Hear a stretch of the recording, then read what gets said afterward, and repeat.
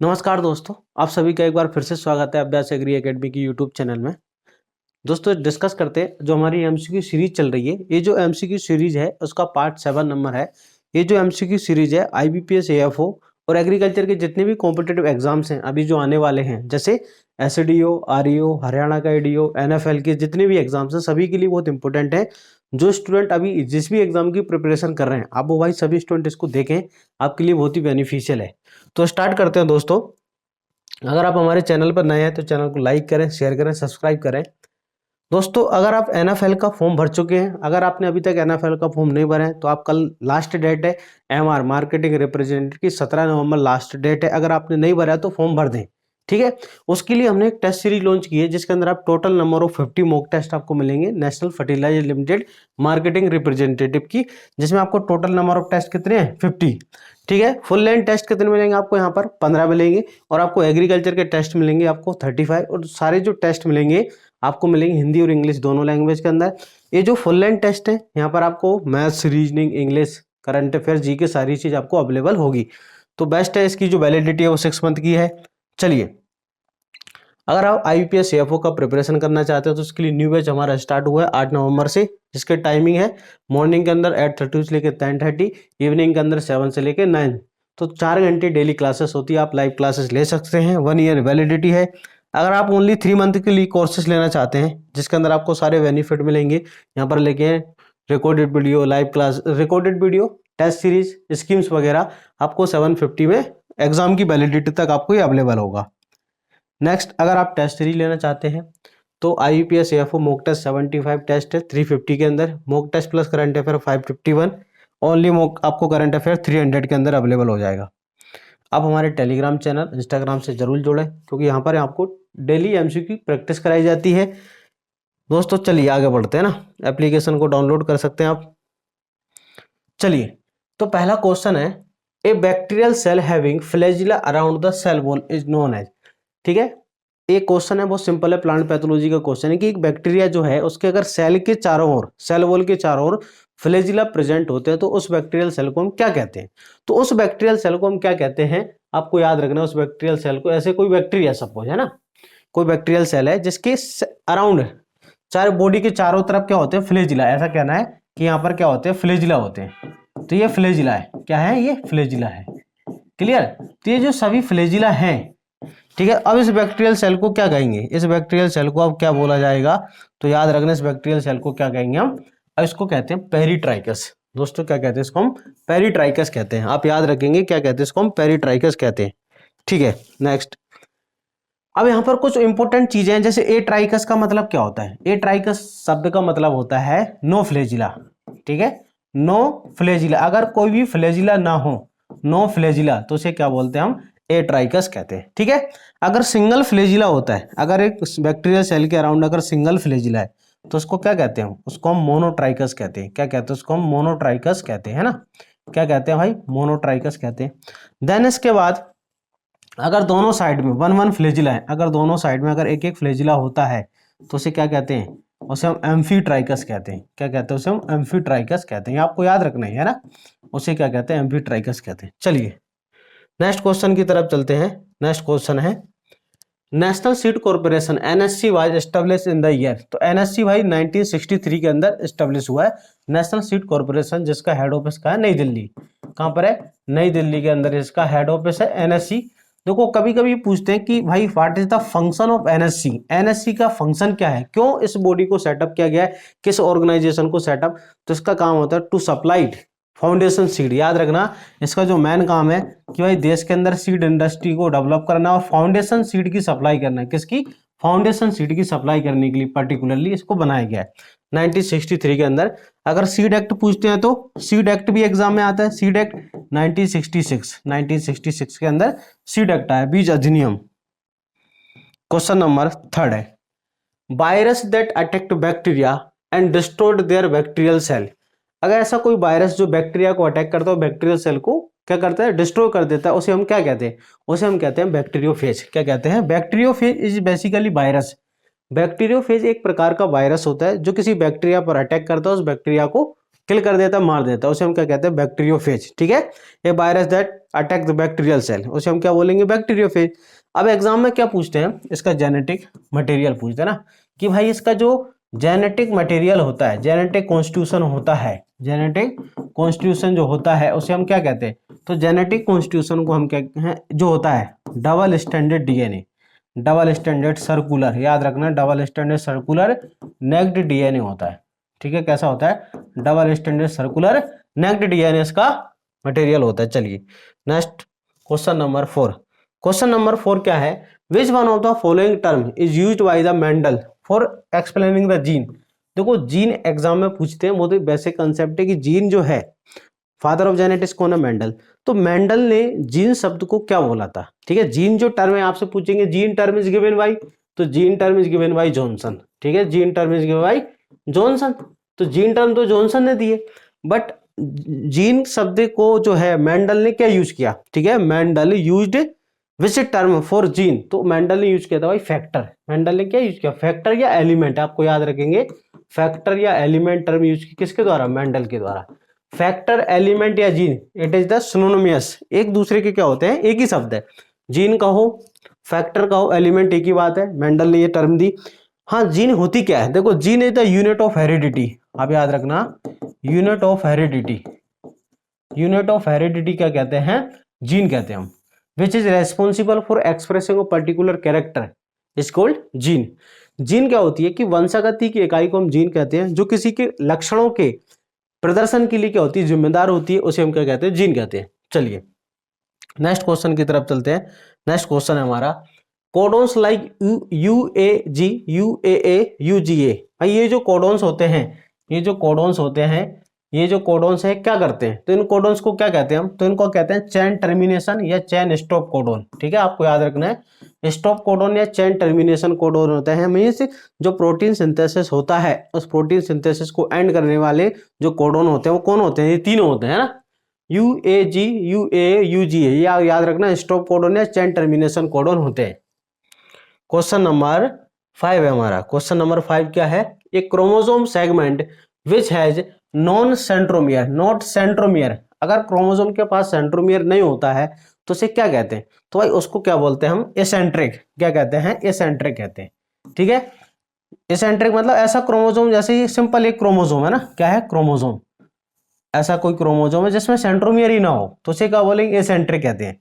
देखो क्रोमोसोम के अलग अलग शेप्स होते हैं, अगर एग्जाम में आपसे पूछा कि क्रोमोसोम की शेप की स्टडी किस में करते हैं, शेप कौन कौन से शेप्स जो होते हैं, ठीक है ना, क्रोमोसोम की शेप की स्टडी हम करते हैं एनाफेज के अंदर, किस में करते हैं, एनाफेज में, मेटाफेज में नहीं करते। मेटाफेज के अंदर क्रोमोसोम इज बेस्ट सीन। ठीक है, तो मॉर्फोलॉजी की स्टडी जो करते हैं, क्रोमोसोम मॉर्फोलॉजी की स्टडी करते हैं मेटाफेज के अंदर, बट शेप जो होते हैं डिफरेंट शेप, जैसे आपने सुना होगा वी शेप, ठीक है, V shape, L shape, J shape, I shape जो होते हैं कि नहीं, इनकी स्टडी जो हम करते हैं किस में करते हैं, एनाफेज में। ठीक है, वी शेप जो होता है मेटासेंट्रिक क्रोमोसोम है ना, कौन सा होता है, मेटासेंट्रिक। एल शेप कौन सा होता है, सब मेटासेंट्रिक होता है। ठीक है, जे शेप जो होता है एक्रोसेंट्रिक, ठीक है, एक्रोसेंट्रिक होता है, और आई कौन सा होता है, टीलोसेंट्रिक होता है, तो याद रखेंगे आप। ठीक है, चलिए क्लियर है। अब ये पेरीसेंट्रिक जो होता है, ये तो नॉर्मली होता है, पेरीसेंट्रिक का मतलब होता है कि जब हम इन्वर्जन पढ़ते हैं ना, इन्वर्जन, तो इन्वर्जन के टाइम पर अगर सेंट्रोमियर इन्वॉल्व होता है तो उस क्रोमोसोम को हम पेरीसेंट्रिक कहते हैं फिर। ठीक है, चलिए नेक्स्ट है, नेक्स्ट क्वेश्चन की तरफ चलते हैं।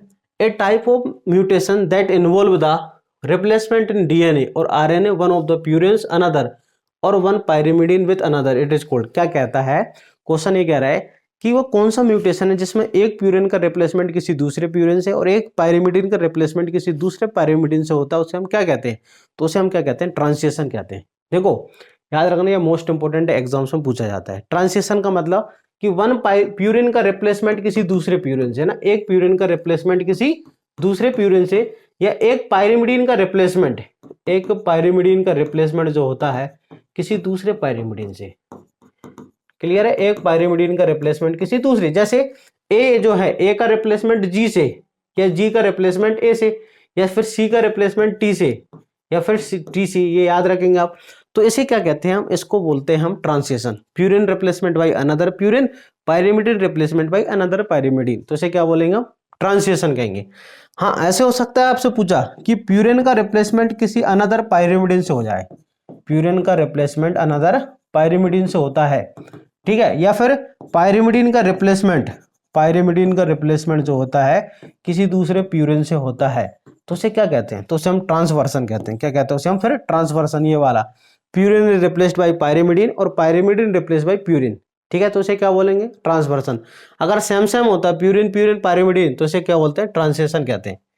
चलिए नेक्स्ट क्वेश्चन है, having unlike allele at one or more corresponding loci, ठीक है, क्या कह रहा है, having unlike allele at corresponding loci, तो इसे क्या कहते हैं, उसे हम हेट्रोजाइगस कहते हैं। क्या कहते हैं, हेट्रोजाइगस। देखो आपने देखा होगा हेट्रोजाइगस मतलब ये क्या है, हेट्रोजाइगस, कि जब क्रोमोसोम पर है ना जो लोकेशन होता है लोकाई, अगर डिफरेंट एलील होती है, अलग अलग एलील होती है, तो इसे क्या बोलते हैं, ये जो हेट्रोजाइगस कंडीशन होती है, this is the heterozygous condition.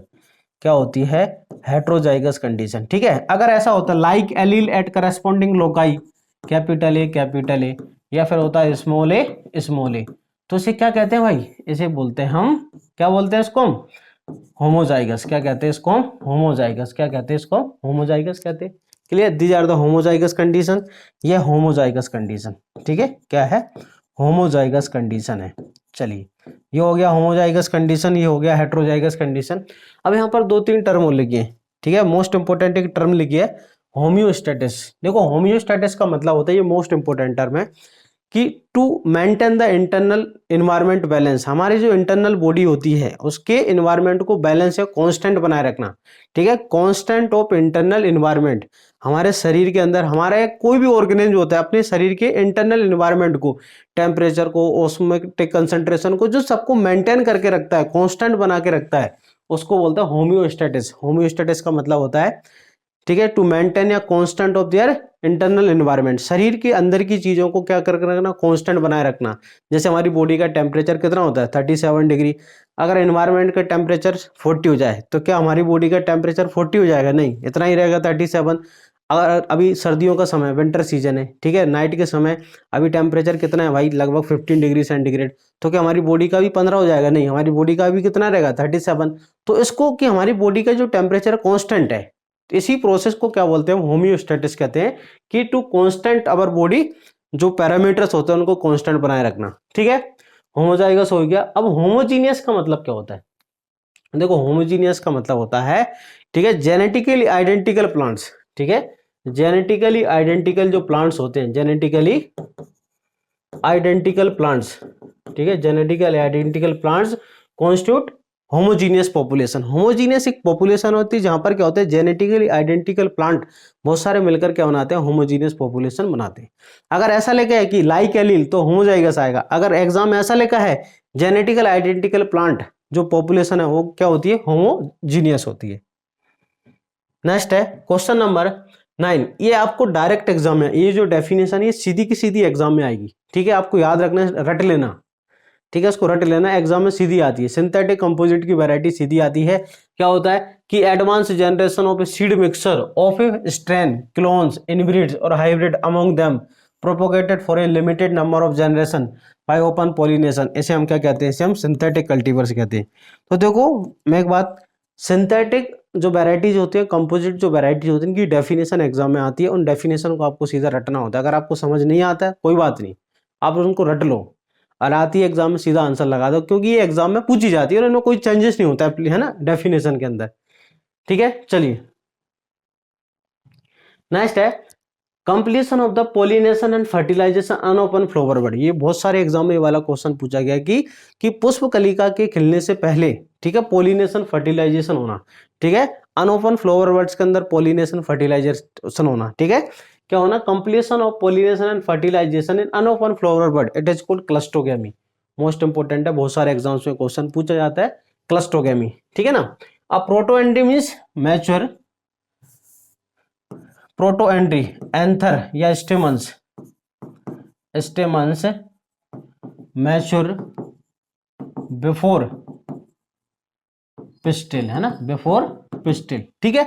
Protogyny means ये आपको मिलेगा किसके अंदर, मेज के अंदर। कहां पर, मेज। Protogyny means pistil mature before, pistil mature before stamens, स्टेमन से पहले किसका, तो आंसर है आपको मिलेगा ये पल्म मिलेट के अंदर, बाजरा पल्म मिलेट के अंदर आपको ये मिलेगा। ठीक है, इसके बाद चेस्मोगैमी क्या होता है, ये भी है ना। चेस्मोगैमी जो होता है सेल्फ पोलिनेशन को प्रमोट करना।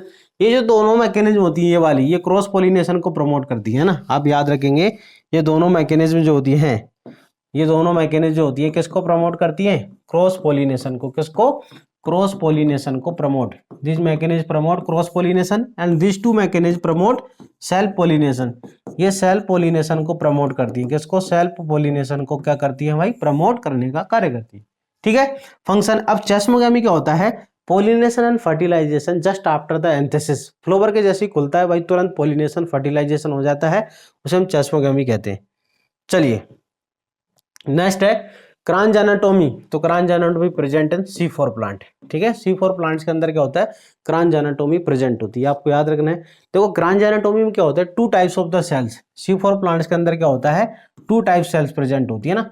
First is mesophyll cell. In Kranz anatomy क्या होता है, मीजोफिल सेल। कौन कौन सी, टू टाइप सेल्स होती है। एक होती है मीजोफिल सेल, कौन सी होती है, मीजोफिल सेल होती है। और एक कौन सी होती है भाई, बंडल शीथ सेल। कौन सी होती है, बंडल शीथ सेल। कौन सी होती है, बंडल शीथ सेल होती है। और एक होती है मीजोफिल सेल। ठीक है, ये क्रांज एनाटोमी के दो टू टाइप की सेल। ठीक है, तो जो फर्स्ट प्रोडक्ट बनता है C4 प्लांट के अंदर, जो फर्स्ट CO2 फिक्सेशन होता है ना, तो फर्स्ट CO2 फिक्सेशन होने से कौन सा एंजाइम करता है, यहाँ पर याद रखना, फर्स्ट CO2 एक्सेप्टर कौन होता है, PEP। C4 प्लांट के अंदर जो फर्स्ट CO2 एक्सेप्टर होता है वो कौन होता है, PEP होता है। एक्सेप्टर, एक्सेप्टर है ना, फर्स्ट CO2 एक्सेप्टर PEP होता है। एंजाइम पूछे तो पेप्केज, एंजाइम कौन सा होता है, पेप्केज। और जो फर्स्ट प्रोडक्ट होता है वो कौन सा होता है, OA। इन C4 plant first stable product कौन सा होता है, OAA, ऑक्जेलिक एसिटिक एसिड, वो बनता है mesophyll cell. Bundle sheath cell के अंदर क्या होता है, सेकंड CO2 फिक्सेशन होता है। सेकंड CO2 फिक्सेशन जो होगा ना वो यहाँ पर होगा, सेकंड CO2 फिक्सेशन यहाँ होता है, सेकंड नंबर वाला। ठीक है, अब सेकंड CO2 जो फिक्सेशन होता है तो यहाँ पर एंजाइम कौन, देखो CO2 एक्सेप्टर कौन होता है, RUBP। कौन होता है, RUBP। और रोवेस्को एंजाइम याद रखेंगे यहाँ पर कौन सा, रोवेस्को एंजाइम। C4 प्लांट के अंदर दो बार CO2 फिक्सेशन, एक बार यहाँ होता है एक बार यहाँ। तो सेकंड से CO2 फिक्सेशन RUBP करता है और रोवेस्को एंजाइम होता है। ठीक है, फर्स्ट CO2 एक्सेप्टर कौन होता है, PEP होता है, एंजाइम पेप्केज होता है, और फर्स्ट स्टेबल प्रोडक्ट OAA होता है। ठीक है, चलिए नेक्स्ट है the crossing over between the two varieties of the crossing है ना, crossing sorry, the crossing between the two varieties of the varieties of same species is called. इसे हम क्या कहते हैं, देखो इसे हम क्या कहते हैं, तो इसे कहते हैं हम इंट्रा स्पेसिक। क्या कहते हैं, इंट्रा स्पेसिक। क्लियर है भाई, इसे क्या बोलते हैं, इंट्रा स्पेसिक कहते हैं। क्लियर। अब ये क्या होता है, देखो हम जब हम क्रॉसिंग कराते हैं तो हाइब्रिड जो होते हैं वो अलग अलग टाइप्स के होते हैं जो एग्जाम में पूछे जाते हैं। किसी भी एग्जाम में बेसिक क्वेश्चन है आपसे पूछे जाएंगे ना। तो पहला जो हाइब्रिड है, देखो मैं आपको बेसिक समझाता हूँ, बहुत ही सिंपल है। ये गोसिपियम हिरसुटम है ना, ये गोसिपियम हिरसुटम है। ठीक है, ये गोसिपियम हिरसुटम है। ठीक है, सपोज इसकी कोई दो वेराइटीज है, इसकी दो डिफरेंट वेराइटीज है, इसकी कोई भी टू डिफरेंट वेराइटी आप ले लो। ठीक है, एक MCU है ना, MCU हमने ले ली 5। ठीक है, और एक हमने ले ली सुजाता है ना, या फिर और कोई सी भी ले लो आप है ना, कि हमने MCU 9 ले ली। ये दो वेराइटी है ना, सिंपल दो वेराइटी, इसकी गोसिपियम हिरसुटम सपोज। अब इसकी दोनों वेराइटीज के बीच क्रॉस करना, अगर मैं आपसे पूछता हूं कि इन दोनों का साइंटिफिक नेम क्या होगा, इसका साइंटिफिक नेम और इसका साइंटिफिक नेम क्या होता है, इन दोनों का साइंटिफिक नेम क्या होगा, तो इसका साइंटिफिक नेम क्या है, गोसिपियम हिरसुटम बोलोगे आप। इसका भी साइंटिफिक नेम, इसका भी साइंटिफिक नेम क्या है, गोसिपियम हिरसुटम। सेम नाम है दोनों का, इसका भी साइंटिफिक नेम गोसिपियम हिरसुटम, इसका भी साइंटिफिक नेम गोसिपियम। तो भाई देखो एक ही जो स्पीसीज सेम है, यस और नो, स्पीसीज सेम है, hirsutum hirsutum, yes species same है, लेकिन वेराइटीज डिफरेंट है। तो एक ही स्पीसीज की डिफरेंट वैरायटी के बीच क्रॉस करना है, एक ही स्पीसीज की डिफरेंट वैरायटी के बीच क्रॉस करना क्या होता है, इंटर वैराइटल। क्या कहते हैं इसे हम, इंटर वैराइटल। यस और नो, क्या बोलेंगे इसे हम, इंटर वैराइटल। यहां पर स्पीसीज सेम है, हिरसुटम हिरसुटम स्पीसीज सेम है, सेम स्पीसीज जो है, तो भाई क्या हुआ, इंट्रा स्पेसिक। क्या कहते हैं इसी को हम, इंट्रा स्पेसिक भी कहते हैं। क्या कहते हैं, इंट्रा स्पेसिक। क्या क्लियर है यहां तक, इंट्रा स्पेसिफिक, सेम स्पीसीज है ना तो इसको क्या बोलेंगे, इंट्रा स्पेसिफिक कहते हैं। ठीक है, चलिए अब इसके बाद देखो दूसरा है, अब मैं आपसे कहता हूं कि गोसिपियम हिरसुटम जो है ना, गोसिपियम हिरसुटम का क्रॉस अगर हम गोसिपियम बारबाडेंस से करते हैं, किससे, बारबाडेंस, बारबाडेंस से करते हैं ना, बारबाडेंस। अब ये बारबाडेंस जो है देखो, ये है नेम ऑफ जीनस, ठीक, गोसिपियम जीनस है और ये क्या स्पीसीज है ना, ये क्या स्पीसीज। अब आप देखेंगे यहाँ पर कि स्पीसीज डिफरेंट है, यस और नो भाई, स्पीसीज क्या है, जैसे वरलक्ष्मी क्या बन गया यहाँ पर, वरलक्ष्मी का क्या बन गया, वरलक्ष्मी, ठीक, first interspecific hybrid of cotton, first interspecific है कि नहीं। तो यहाँ पर देखो आप कि स्पीसीज डिफरेंट है, नेम ऑफ जीनस सेम है, अरे भाई जीनस जो है वो क्या है, सेम है, तो डिफरेंट स्पीसीज के बीच क्रॉस कराना है, ठीक है, किसके बीच क्रॉस करना, डिफरेंट स्पीसीज के बीच क्रॉस करना। सेम जीनस जो है ना, एक ही जीनस की तो अलग अलग स्पीसीज जातियों के बीच क्रॉस करना, इसे बोलते हैं इंटर स्पेसिक, क्या कहते हैं हम, इंटर स्पेसिक। ठीक है, इंटर स्पेसिक। अब देखो यहाँ पर name of genus Gossypium, Gossypium same है, तो सेम जीनस जो है तो उसको क्या बोलेंगे, इंट्रा जेनेरिक। ठीक है, क्या बोलेंगे इसी को हम, तो इंट्रा जेनेरिक, याद रखेंगे आप, इंट्रा जेनेरिक कहते हैं। क्लियर भाई, चलिए तो देखो ये दोनों तो एक ही होते हैं, अभी मैंने आपको इंटर स्पेसिफिक इंट्रा जेनेरिक, एक होता है इंटर जेनेरिक हाइब्रिड जो अलग अलग जीनस की, जैसे व्हीट एंड राई, टिक्टिकल जो है कि नहीं, व्हीट एंड राई, ठीक है, इन दोनों के बीच क्रॉस करना, बट फैमिली एक होना चाहिए, याद रखना फैमिली सेम होना चाहिए। ठीक है, फैमिली क्या होना चाहिए, सेम, इन दोनों के बीच जो क्रॉस है तो ये टिक्टिकम एस्टिवम एंड सिकल सेरेली, भाई सिकल सेरेली आपने सुना होगा, ये सुनो, सिकल सेरेली, तो ये दोनों के नाम क्या है, इसका नाम सिकल और इसका टिक्टिकम, तो डिफरेंट है, जीनस क्या है, डिफरेंट है, लेकिन फैमिली एक होना चाहिए। दोनों प्लांट जो होते हैं वो ग्रेमनी फैमिली के होते हैं ना।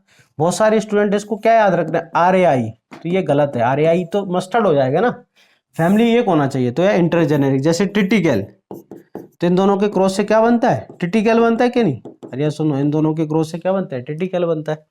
चलिए तो आपको याद रखना, ये इंपॉर्टेंट है, हर एग्जाम में पूछते हैं। क्वेश्चन नंबर 13 है, the main purpose of emasculation in crop plants. भाई एमस्कुलेशन क्यों करते हैं, प्रिवेंट सेल्फिंग। एमस्कुलेशन क्या होता है, removal of male part from the bisexual flower.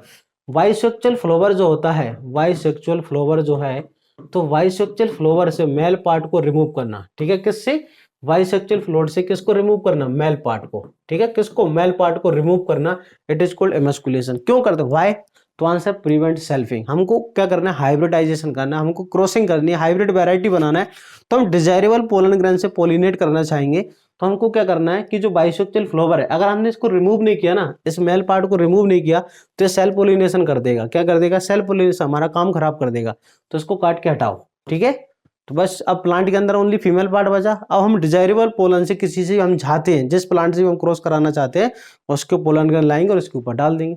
तो सेल्फिंग को रोकने के लिए क्या करते हैं, तो आंसर एमस्कुलेशन करते हैं। ठीक है ना, चलिए नेक्स्ट क्वेश्चन की तरफ चलते हैं। नेक्स्ट क्वेश्चन है, the procedure in which the proteins electroporized in polyacrylamide amide gel transferred into the nitrocellulose or nylon membrane and the protein binds and detected by the either their specific interaction with antibodies, ठीक है, lactins and some other compound, it is called। अब आपको question ही समझ में नहीं आया होगा, ठीक है, पढ़ने के बाद कोई बात नहीं, ये क्वेश्चन अभी FCI के एग्जाम में आया था। ठीक है, अब क्वेश्चन क्या, मैं आपको तुमको याद कर रखना है। तो ये बायोटेक्नोलॉजी के क्वेश्चन होता है, बायोटेक्नोलॉजी के अंदर टेक्निक्स होती हैं। ठीक है, प्रोटीन के आइडेंटिफाई के लिए, एनालिसिस के लिए, DNA के एनालिसिस के लिए, RNA के, तो उनको बोलते हैं ब्लोटिंग टेक्निक्स। ठीक है, तो इसकी पूरी डेफिनेशन है ये।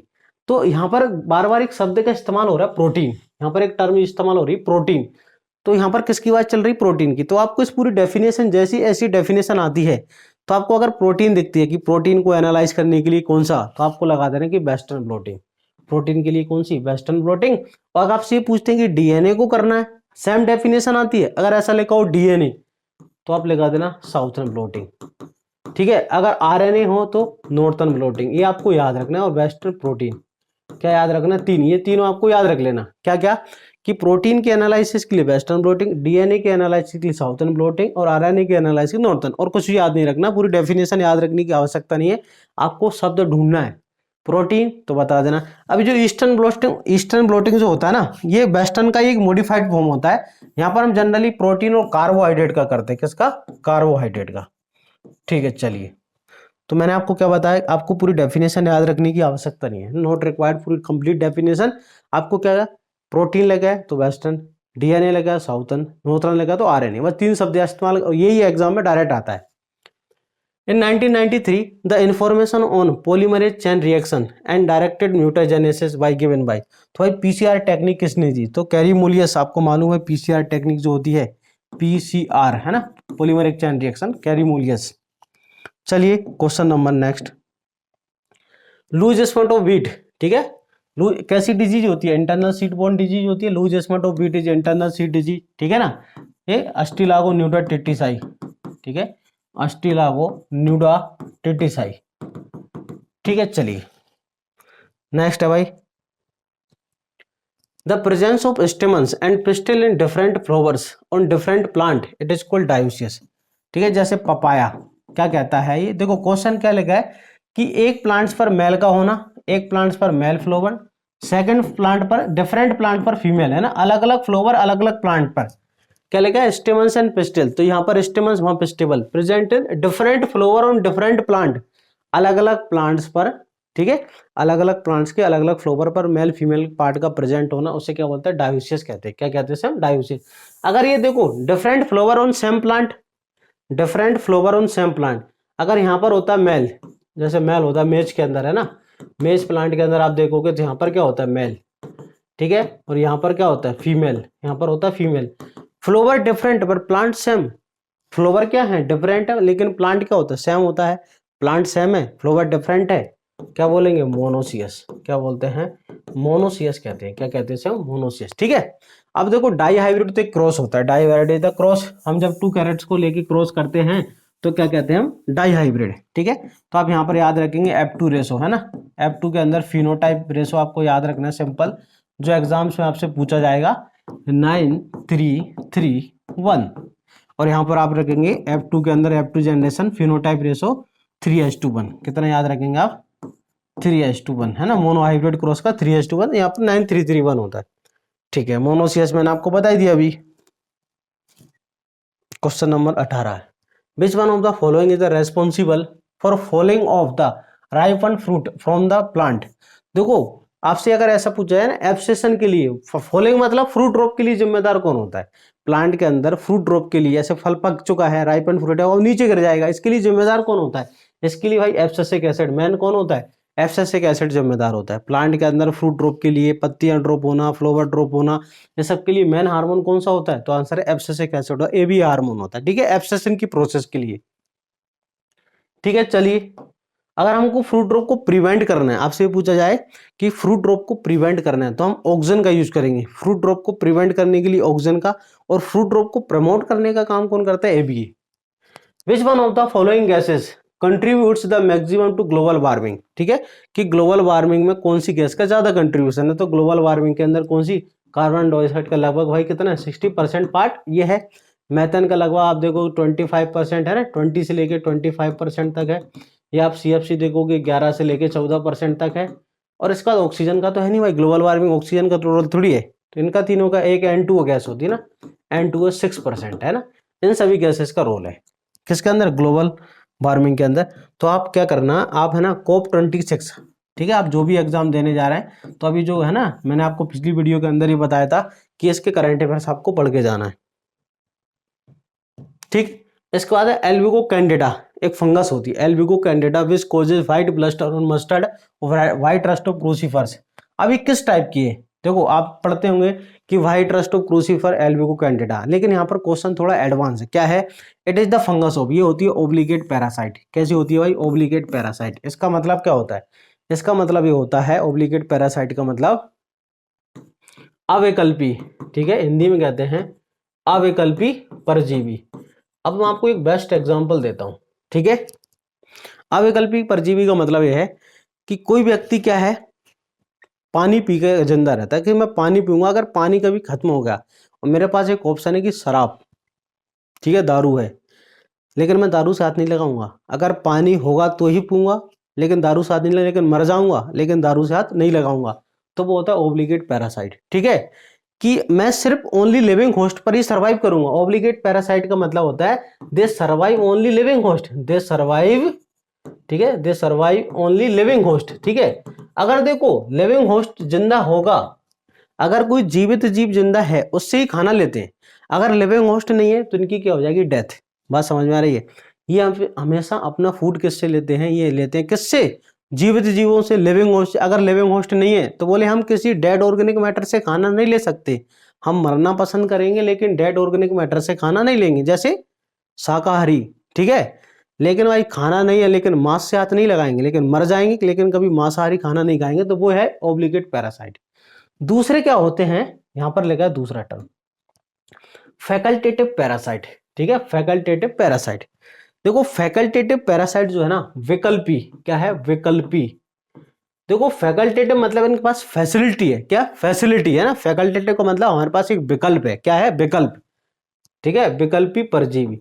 अब ये जो विकल्पी परजीवी है ना, ओरिजिनली क्या होते हैं, देखो ध्यान से सुनना डेफिनेशन, दे आर ओरिजिनली सेफ्रोफाइट। ये क्या होते हैं ना, ये याद रख क्या होते हैं, these are originally, they are, है ना, नॉर्मली क्या होते हैं, सेफ्रोफाइट्स, नॉर्मली सेफ्रोफाइट्स। अब आप कर रहे हो सर आप पैरासाइट में सेफ्रोफाइट क्यों बता रहे हो, तो समझो इधर, ये सेफ्रोफाइट्स होते हैं, मतलब they obtain food from the living host, sorry dead organic matter, they obtain food from dead organic matter, मृत कार्बनिक पदार्थों से अपना भोजन लेते हैं। लेकिन कभी सपोज डेड ऑर्गेनिक मैटर नहीं है, तब उस कंडीशन के अंदर बोले हम मरेंगे नहीं, हम किसी लिविंग होस्ट से क्या लेंगे, फूड ले लेंगे, किससे, लिविंग होस्ट से। मतलब होते तो सेफ्रोफाइट है लेकिन ये लिविंग होस्ट से खाना ले सकते हैं, मतलब इनके पास एक विकल्प फैसिलिटी है कि हम डेड ऑर्गेनिक मैटर से खाना लेते हैं, बट अगर डेड ऑर्गेनिक मैटर नहीं है उस कंडीशन में हमको क्या करना है, मरना नहीं है, सर्वाइव करना है, तो क्या करना है, तो हमको लिविंग होस्ट से फूड को एब्जॉर्ब कर लेना है, सर्वाइव करेंगे। बात समझ में आ गई, ये हो गया। अब एक होता है, एक कैसा होता है, ओब्लिगेट सेफ्रोफाइट। देखो जहां भी आपको ओब्लिगेट शब्द मिले ना, ओब्लिगेट का मतलब उसके पास सिर्फ एक ही विकल्प, कोई दूसरा विकल्प ही नहीं। यहां पर लिखा है ओब्लिगेट सेफ्रोफाइट मीन्स दे ऑब्टेन, ठीक है, obtain, obtain food from, food from only dead organic matter, only dead organic matter, dead. और देखो ये ओब्लिगेट शब्द जहां भी लिखा होता है ना, ओब्लिगेट, इसका मतलब होता है अविकल्पी, कि इनके पास कोई भाई विकल्प ही नहीं है ना, अविकल्पी। ठीक है, अविकल्पी मृतोपजीवी, अविकल्पी मृतोपजीवी इनको हम कहते हैं। तो बोले हम सिर्फ और सिर्फ डेड ऑर्गेनिक मैटर से खाना लेंगे, अगर डेड ऑर्गेनिक मैटर नहीं है तो हम मर जाएंगे लेकिन लिविंग से नहीं लेंगे, तो वो हो जाएगा ओब्लिगेट सेफ्रोफाइट। अब फैकल्टेटिव सेफ्रोफाइट ये नॉर्मली दे क्या होते हैं, ओरिजिनली पैरासाइट, ओरिजिनली क्या होते हैं, parasite, they originally, they are originally, they are originally parasite. क्या होते हैं, पैरासाइट होते हैं ना, पैरासाइट मतलब होते पैरासाइट है, लेकिन अगर क्या नहीं है, लिविंग होस्ट नहीं है, तो बोले मरना नहीं है, किससे काम चला लेना है, तो आंसर है डेड ऑर्गेनिक मैटर से काम चला लेना है। ठीक है, बात समझ में आ गई, थोड़ा इसको आप सोचना। ठीक है, इन सारी चीजों को एक बार रुक कर आप देखना कि क्या क्या चल रहा है, क्या डेफिनेशन है विकल्पी मृतोपजीवी, है ना। आपको इतनी जल्दी एक बार में समझ अगर आ गया तो बहुत अच्छी बात है ना। तो आप इनको एक बार पढ़ना। जहां भी ओब्लिगेट शब्द का मतलब लिखा होता है ना, वो होता है अविकल्पी, मतलब ओब्लिगेट पैरासाइट तो ओनली पैरासाइट होगा, ओनली ओब्लिगेट सेफ्रोफाइट तो ओनली डेड ऑर्गेनिक मैटर से लेगा और किसी से नहीं लेगा। लेकिन जहां भी फैकल्टेटिव शब्द जुड़ा होता है ना, तो मतलब इनके पास एक विकल्प है दूसरा। ठीक है, फैकल्टेटिव पैरासाइट मतलब इनके पास पैरासिटिक होने का एक विकल्प है, होते हैं ओरिजिनली सेफ्रोफाइट लेकिन बोले हम पैरासाइट की तरह बिहेवियर कर सकते हैं। चलिए नेक्स्ट क्वेश्चन की तरफ चलते हैं। नेक्स्ट क्वेश्चन है अपना कौन सा है, in which form of the substage of the meiotic prophase first, meiotic जो होता है ना अर्धसूत्री विभाजन, meiosis, meiotic first, prophase synapsis being between homologous chromosome, कि भाई होमोलोगस क्रोमोसोम की भी सिनेप्सिस जो होती है, सिनेप्सिस की प्रोसेस कहाँ होती है, तो कहाँ होती है, तो आंसर है जाइगोटीन। ये मोस्ट इंपोर्टेंट क्वेश्चन है भाई, सिनेप्सिस कहाँ होती है, तो आंसर है जाइगोटीन। यहाँ पर क्या होता है, क्रॉसिंग ओवर, पैकेटीन में क्या होता है, क्रॉसिंग ओवर होता है, आपको मालूम है। डिप्लोटीन में क्या होता है, काइजमेटा, क्या बनता है, काइजमेटा। देन इसका लेप्टोटीन के अंदर क्या होता है, बुकेट स्टेज, है ना, बुकेट स्टेज इसको कहते हैं गुलदस्ता अवस्था, क्या कहते हैं इसको हम, गुलदस्ता अवस्था कहते हैं। चलिए नेक्स्ट क्वेश्चन है, in tomatoes red fruit colour is mainly due to the chemical lycopene. किसके कारण? टमाटर का लाल रंग लाइकोपीन के कारण होता है। नेक्स्ट है question number 23, plant produce from the male gametophyte is called androgenic. Male gametophyte मतलब कौन होता है? Pollen grain. अगर पोलन ग्रेन से कोई प्लांट बनाया जाता है, पोलन ग्रेन मतलब मेल गैमेटोफाइट या फिर माइक्रोस्पोर जो होता है ना, माइक्रोस्पोर, ठीक है, तो इससे इसको कहते हैं मेल गैमेटोफाइटम। अगर उससे कोई प्लांट बनता है तो इसको क्या कहते हैं? एंड्रोजेनिक प्लांट कहते हैं। क्या कहते हैं? एंड्रोजेनिक, ठीक है। Vigna radiata is the scientific name. तो विग्ना रेडिएटा किसका साइंटिफिक नेम होता है भाई? मूंग बीन का। किसका? मूंग बीन। कैजेनस कैजान, ठीक है, कैजेनस कैजान आपको मालूम है, कैजेनस कैजान। उड़द बीन विग्ना, विग्ना मूंगो है ना, Vigna mungo. Soybean Glycine max, ठीक है, ग्लाइसिन मैक्स। तो कॉमन क्वेश्चन है, बच्चों वाले क्वेश्चन है। Question number 25, meiosis occurrence. ये क्वेश्चन बहुत एग्जाम में पूछते हैं कि मियोसिस कहाँ होता है? Stamens, root, leaves, anther. तो कहां पर होता है? एंथर। ये रिप्रोडक्टिव, देखो मियोसिस हमेशा कहां चलता है? रिप्रोडक्टिव सेल्स में। मियोसिस कहां चलता है? तो याद रखना रिप्रोडक्टिव सेल्स के अंदर चलता है, जनन कोशिकाओं में। कहां पर चलता है? प्रजनन कोशिकाओं में। कहां पर? प्रजनन कोशिकाओं के अंदर क्या चलता है? प्रजनन कोशिकाओं में है ना, मियोसिस चलता है। क्लियर? मियोसिस फर्स्ट होता है, मियोसिस सेकंड होता है, एग्जाम में पूछते हैं मियोसिस फर्स्ट मियोसिस सेकंड कहां चलता है? तो रिप्रोडक्टिव सेल्स में। किस लिए? गैमेट फॉर्मेशन के लिए। किस लिए होता है? तो मियोसिस होता है गैमेट फॉर्मेशन के लिए, है ना। या फिर कभी ऐसा पूछा कि एक जनरेशन के बाद दूसरी जनरेशन के अंदर जो क्रोमोजोम नंबर फिक्स होता है, क्रोमोजोम नंबर हर जनरेशन में फिक्स है। जैसे हमारे अंदर कितना? 46, हमारे बच्चों के अंदर कितना? 46, उनके बच्चों के अंदर 46, है ना। तो जनरेशन टू जनरेशन जो क्रोमोजोम नंबर फिक्स होते हैं वो किससे होता है? मियोसिस से, अर्धसूत्री विभाजन से होता है ना। एक पीढ़ी से दूसरी पीढ़ी के बाद जो क्रोमोजोम नंबर कंजर्वेशन होता है, फिक्स रहते हैं, कंजर्वेशन होता है, वो किससे होता है? मियोसिस से। एग्जाम में पूछा जाता है। Question number, Which of the following line is used as a female in a hybrid seed production? ये मोस्ट इंपोर्टेंट क्वेश्चन है कि हाइब्रिड सीड प्रोडक्शन में हम किस लाइन को फीमेल पेरेंट की तरह यूज करते हैं? तो हम ए लाइन को। याद रखना ए लाइन को क्या करते हैं हम? A line the male sterile line. क्या होती है? मेल स्टेराइल लाइन होती है ना, मेल स्टेराइल लाइन होती है, इसको हम फीमेल पेरेंट की तरह यूज करते हैं। बी लाइन और मेंटिलर लाइन एक ही चीज होती है, बी लाइन और मेंटिलर, है ना। ये मेल फर्टाइल होती है, मेल फर्टाइल है, जिसको हम मेल पेरेंट की तरह यूज करेंगे, है ना। और आर लाइन रिस्टोरर लाइन होती है। तो आपको सिंपल याद रखना ए लाइन ये फीमेल की तरह यूज किया जाता है और ये क्या होती है? मेल स्टेराइल लाइन होती है। क्वेश्चन नंबर 27 है, dumping of disease of seedling. जैसे चिली की होती है डंपिंग ऑफ चिली, किससे होती है? पाइथियम। किससे होती है? पाइथियम एफिनिडर्मिटम से। किससे होती है? पाइथियम एफिनिडर्मिटम से। क्या ये बीमारी होती है? अस्टिलागो आपको पता है, स्मट है ना, लूज स्मट होती है अस्टिलागो से जनरली। वर्टिसिलियम कॉटन बेल्ट होती है, ठीक है, बेल्ट होती है। हेलमिंथोस्पोरियम ब्राउन लीफ स्पॉट, है ना, ब्राउन लीफ स्पॉट जो है मुझसे होती है ऑपराइस। बंगाल फेमाइन, बंगाल फेमाइन किससे आया? इसी से आया, ठीक है। Question number 28, which one of the following stage of meiosis crossing over किसमें होती है? मैंने आपको बताया पैकेटीन के अंदर है। क्रॉसिंग ओवर किसमें होती है? पैकेटीन के अंदर होती है। Question number, the causal organism for the collar rot of the groundnut. Groundnut की कोलर रोट डिजीज किससे होती है? एस्परजिलस नाइजर, है ना।